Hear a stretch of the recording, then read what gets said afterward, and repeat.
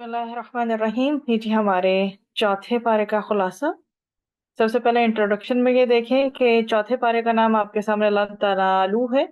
इसका आगाज सूरह आल इमरान से होता है। इसके बाद सूरह निसा की हमारे पास 23 आयात हैं जिनमें कानून विरासत का बयान है।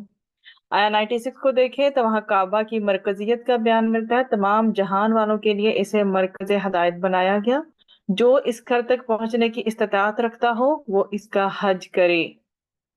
तो जब एक इंसान के पास इतना पैसा आ जाए कि वो हज करने की इस्तिताअत रखता हो, उसकी पहली और प्रायोरिटी हज होनी चाहिए। तो ये बहुत मतलब कि जिंदगी में एक ही बार हज फर्ज है। जब आपके पास माल आ गया, आप साहबे निसाब हो गए, तब आपको करना जरूर चाहिए। फिर अल्लाह की रस्सी को मजबूती से पकड़ने के हवाले से आया नंबर 102 में हमें मिला, तुम सब मिलकर अल्लाह की रस्सी को मजबूत से पकड़ लो, मजबूती से और तफर्रके में ना पड़ो। और अल्लाह की रस्सी से मुराद क्या है? कुरान पाक है।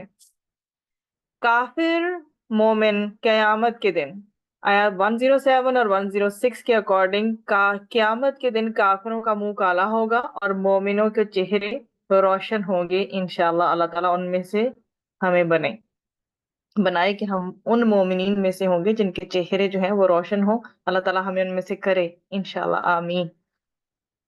अल्लाहुम्मा हासिबना हिसाबन यसीरा, आमीन। बेहतरीन उम्मत कौन सी है जी? आया नंबर 110 की रोशनी में आपको मिलता है कि मुसलमान बेहतरीन उम्मत हैं जिसकी जिम्मेदारी इंसानों की हदायत और उनकी इस्लाह है। सूद की ममानियत पे आया 130 है, ये बढ़ता और चढ़ता।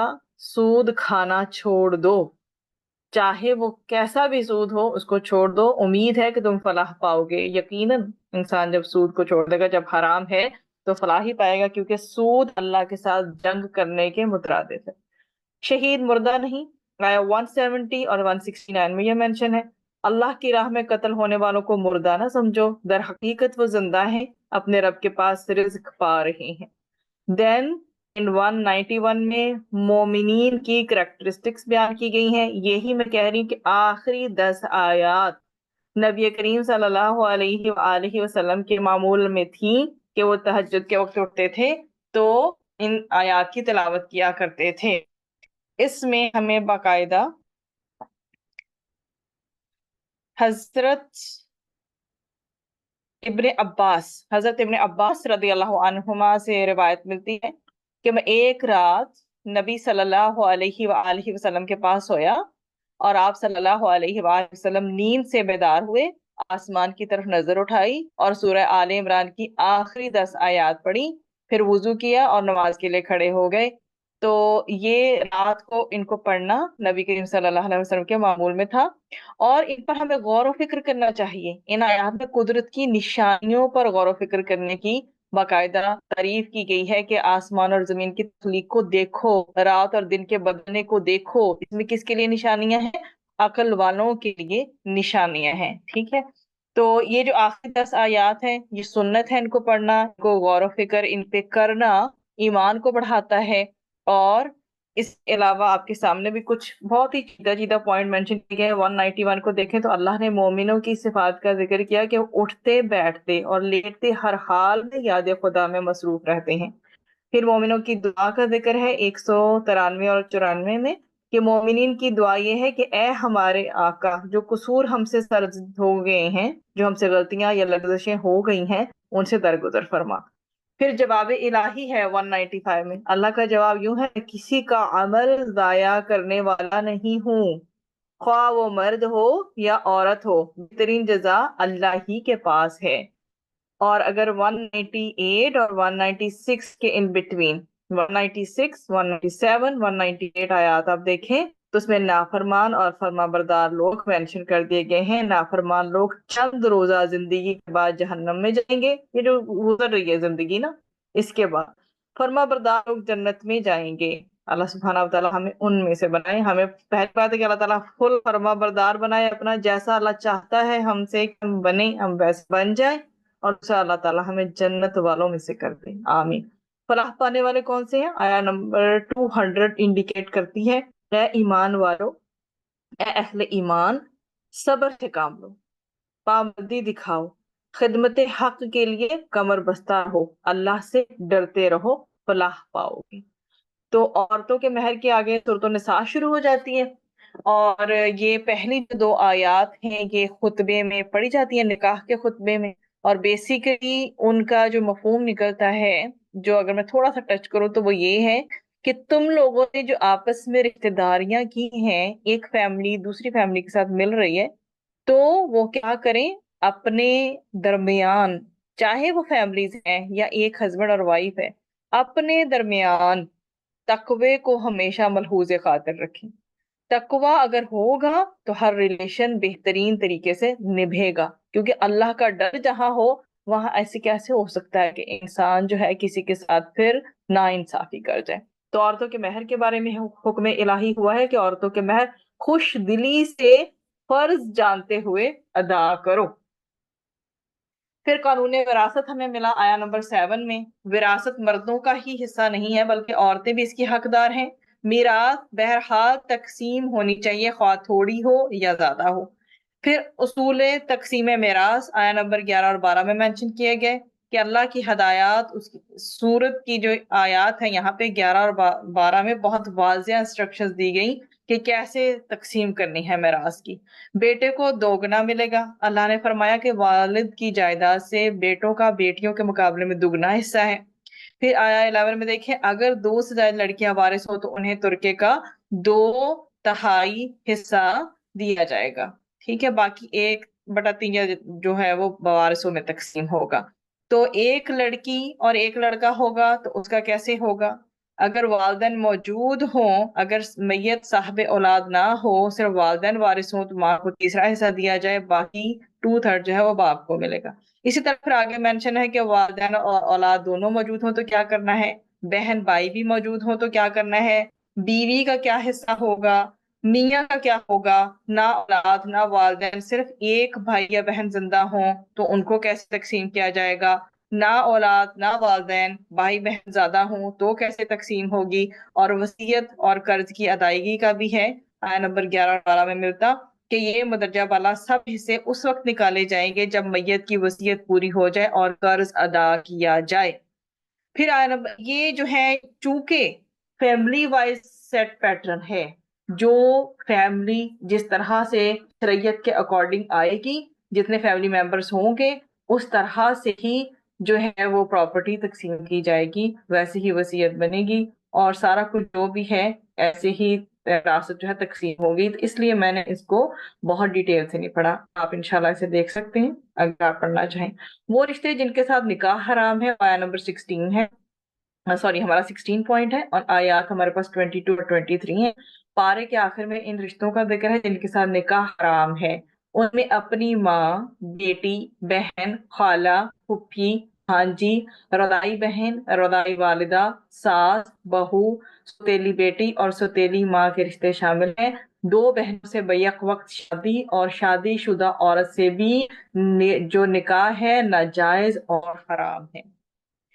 پھر اللہ کی رسی کی بات آئی کہ اسے مضبوطی سے پکڑ لو، کس چیز کو، اللہ کی رسی کو۔ اب میں کچھ بولڈ پوائنٹس پہ ایمفسس کروں گی جو بہت ضروری۔ رسول اکرم صلی اللہ علیہ وآلہ وسلم نے فرمایا، اللہ کی کتاب ہی اللہ کی وہ رسی ہے جو آسمان سے زمین تک لٹکی ہوئی ہے۔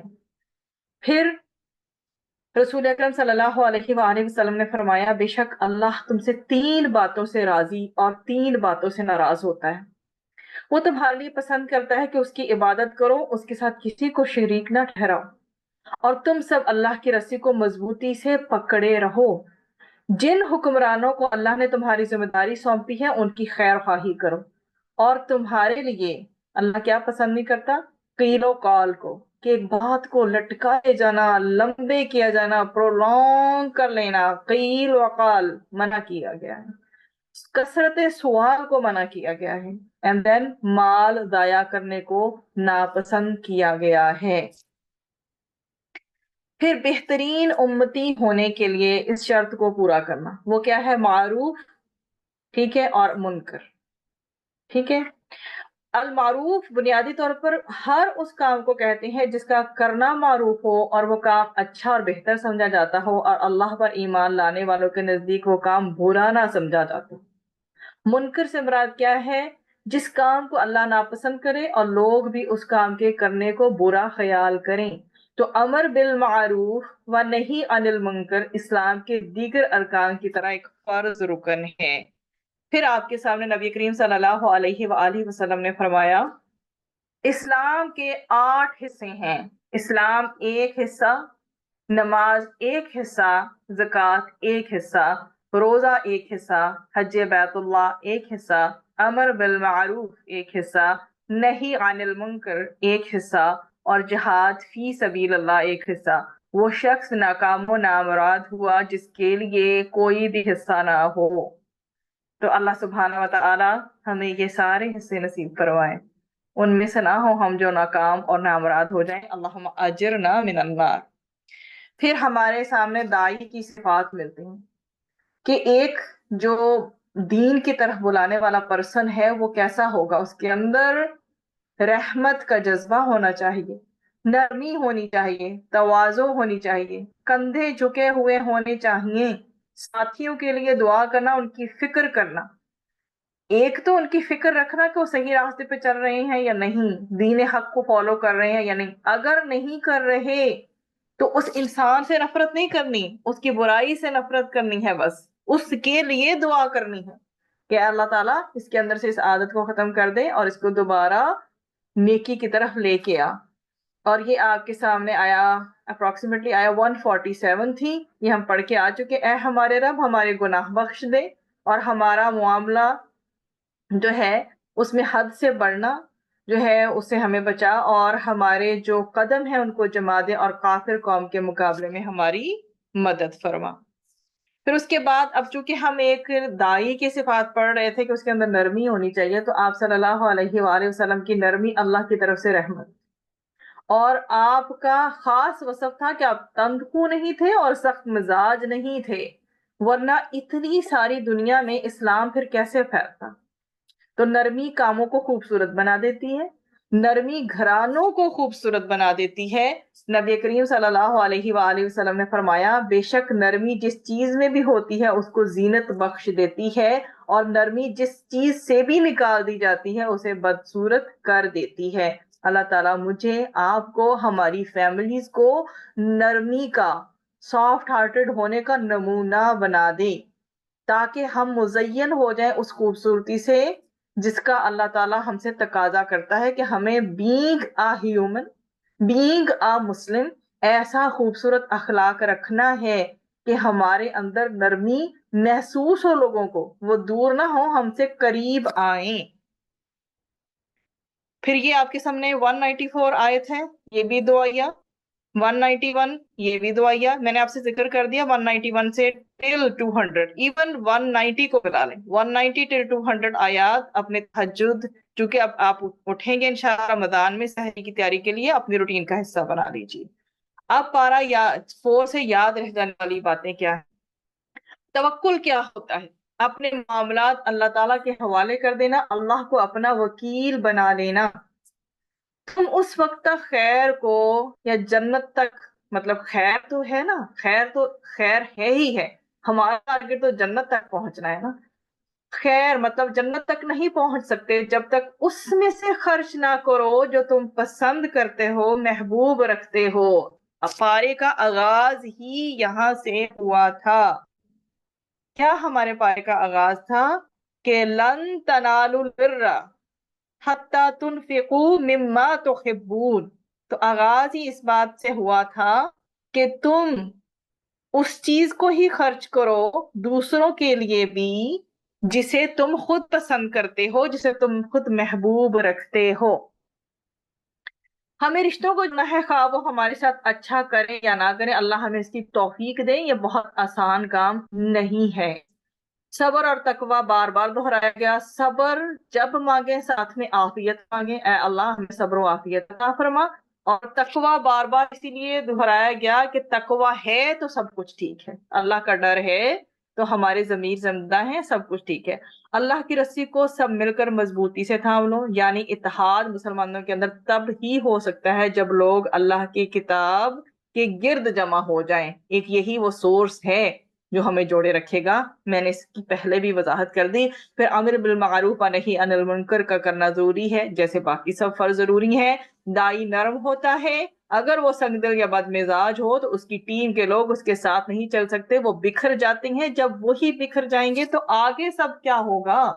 اس لیے اخلاق پہ بہت کام کرنے کی ضرورت ہے. اللہ تعالیٰ ہمارے اخلاق نبی کریم صلی اللہ علیہ وآلہ وسلم جیسے بنائے. آمین ثم آمین. پلیز اس دعا کو ایڈ کریں اپنی سحری کی دعا میں، اپنی افطاری کی دعا میں. اخلاق ٹھیک ہو گئے نا تو سب ٹھیک ہو جائے گا انشاءاللہ. غور و فکر کرنے سے خشیت پیدا ہوتی ہے، اور اللہ کی خشیت پھر معاملات کو درست کر دیتی ہے. اسی لیے سورہ آل عمران کی آخری 10 آیات پہ غور و فکر کریں، اس کی تفسیر کو غور سے پڑھیں سنیں، بہت انشاءاللہ آپ کے لیے مفید ہوگی. نرمی ہر کام کو خوبصورت بنا دیتی ہے. جن گھرانوں میں نرمی نہیں ہوتی وہاں خرابی پیدا ہوتی ہے. اللہ تعالیٰ ہمارے گھرانوں کو خراب ہونے سے بچائے. آمین. غصہ کرنے سے پرہیز کرنا ہے، اگر غصہ آئے تو اسے کنٹرول کرنا ہے. اللہ تعالیٰ اس غصے کو کنٹرول کرنے کی ہمیں توفیق عطا فرمائے، ہمیں ہمارے نفس کے شر سے بچائے. ہمارا نفس جتنا ہمارے قابو میں ہوگا نا اتنا کم ہمیں غصہ آئے گا. قدم کو کہتے ہیں پانی کی مشک جس پر ڈوری بندی ہوتی ہے، اور غصے کی وجہ سے آنے والا ابال ہے جس اس کے چھینٹوں سے دوسروں کو نہیں جلانا چاہیے. فوراً کیا کر لینا چاہیے جب غصہ آئے؟ کھڑے ہیں تو بیٹھ جائیں، بیٹھے ہیں تو لیٹ جائیں، وضو کر لیں، شاور لینے جا کے پانی پئیں. ایک نہیں 2 گلاس پی جائیں، but keep yourself away from others to control yourself. تھوڑی دیر بعد اپنا ابال بھی ٹھنڈا ہو جاتا ہے، معاملات اور حالات کنٹرول میں ہو جاتے ہیں. اللہ تعالیٰ ہمیں توفیق دے ہمارے غصے کنٹرول میں آ جائے. رمضان میں خاص طور پر اسی پہ ورکنگ کرنی ہے. شیطان تو سامنے ہوتا کوئی نہیں، وہ تو اللہ تعالیٰ اس کو قید کر دیتے ہیں، پیچھے رہ جاتا ہے ہمارا نفس. اور پھر مجھ سے لوگوں کے کوشچن یہ آتے ہیں کہ کیا ہے شیاطین تو قید ہے پھر بھی غصہ کیوں آ رہا ہے؟ ہمارا نفس. ایک دفعہ آیت الکرسی پڑھنے سے شیطان تو بھاگ جائے گا، پر ہمارا نفس تو ہر وقت ہمارے ساتھ ہے نا. ہم اپنی روح کو میلا کرتے ہیں جب ہم غصہ کرتے ہیں. اللہ تعالیٰ ہمیں ہماری روح کو نیٹ اینڈ کلین کرنے کی توفیق عطا فرمائے. جب ہمیں فرشتے لینے آئے نا آخری وقت میں، خوش ہو جائیں، پوری دنیا میں ہمارے جانے کا پتا چلے کہ یہ خوشبو والی روح کس کی آئی ہے. اللہ تعالیٰ ہماری روح کو ہمارے جب تک ہمارا آخری سفر نہیں آ جاتا تب تک اللہ تعالیٰ نے ہمیں چھوٹ دی ہوئی ہے کہ اللہ تعالیٰ ہماری روح کو پاک صاف کرنے کی ہمیں توفیق دے. اصل کامیابی آگ سے بچنا اور جنت میں جانا ہے. جو آگ سے بچا لیا گیا وہ جنت میں داخل کر دیا گیا، وہی دراصل اصل کامیاب ہے. اللہ تعالیٰ ہمیں ان کامیاب ترین لوگوں میں سے کرے. کسی کو کچھ بھی دیں تو یہ سوچیں کہ کیا دے رہے ہیں، کس کو دے رہے ہیں. مطلب آپ اللہ کو دے رہے ہیں نا. کسی انسان کو خوش کرنے کے لیے اللہ سب سے پہلے اللہ آتا ہے. دیکھیں کسی کو صدقہ بھی دے رہے ہیں نا تو سب سے پہلے وہ اللہ کے ہاتھ میں جاتا ہے، چاہے وہ اگلا بندہ ڈیزرونگ ہے یا نہیں، اٹ ڈزنٹ میٹر. تو جو بھی دینا اچھا دینا ہے، اور کس کو دینا ہے یہ نہیں سوچنا، دل کھلے دل سے دینا ہے. بلکہ ایسے لوگ جن کو دینے کو دل نہیں کرتا ان کو دے کر تو زیادہ ثواب ملتا ہے کہ ہم نے اپنے اس میں کو مارا، اس انا کو مارا جو ہماری بار بار انا جو ہماری میں بار بار ہمارے آگے آ جاتی. تو انسان دیتا تو بندوں کے ہاتھ میں ہے لیکن اصل میں وہ اللہ کے پاس جاتا ہے. اسی لیے بدلہ بندوں سے واپس نہیں چاہنا بلکہ اللہ تعالیٰ سے امید رکھنی ہے. انشاءاللہ اس بات کی دعا کرنی ہے کہ اللہ تعالیٰ ہمیں اسلام کی حالت میں فوت کرے. آمین ثم آمین. اللہ تعالیٰ ہمارا خاتمہ ایمان بالخیر کرے، ہمیں اللہ تعالیٰ کلمہ پڑھنا نصیب فرمائے، اور اس دنیا کی آنکھ بند ہو ادھر ہماری آنکھ جنت میں کھلے انشاءاللہ. آمین. اللہ سے ڈرنے کا مطلب یہ ہے کہ ہر کام میں یہ دیکھا جائے کہ اللہ تعالیٰ دیکھ رہا ہے، نہ کہ لوگوں کا ڈر ہمارے اندر ہو. رسول اکرم صلی اللہ علیہ وآلہ وسلم نے فرمایا اللہ جسے چاہتا ہے، اللہ تعالیٰ جس کے ساتھ بھلائی چاہتا ہے اسے دین کی سمجھ دے دیتا ہے. اللہ تعالیٰ ہمیں اپنے اس پیارے دین اسلام کی کامل سمجھ عطا فرمائے اور پھر کامل عمل کی بھی توفیق عطا فرمائے. آمین ثم آمین.